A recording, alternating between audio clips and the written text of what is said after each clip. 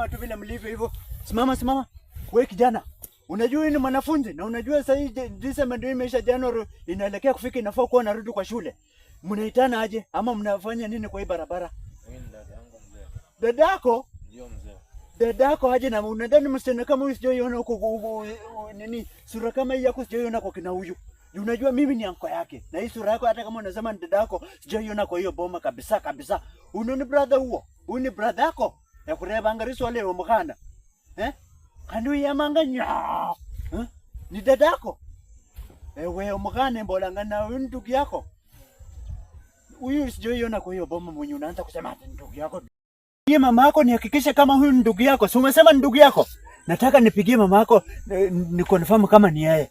Na hata hivyo najua unanidanganya wewe msichana. Juu unajua kuna makesi mingi imekuwa wanafunzi kwa hii area, na hao ndio vijana ambao wanakuja kuharibu wasichana kwa hii area. Na uwezi nikakunini. Wewe kwanza nitakuja kukushika, nataka kukuitia polisi siku ya leo, utalala ndani. Kwanza nipigie mama yake. Wewe tulia kwanza. Wewe relax. Vitu za msamaha hapa, kunako vitu za msamaha. Nataka kupigia mama yake nihakikishe. Umesema ni dada yako. Wewe ngoja unataka kuona. Nataka nipigie mama huko nyumbani. Umesema ndugu yako. Kwani wewe kazi yako ni kunichunga? Wewe ngoja, wewe relax. Una hata aibu kuniambia tu kazi yako ni kunichunga.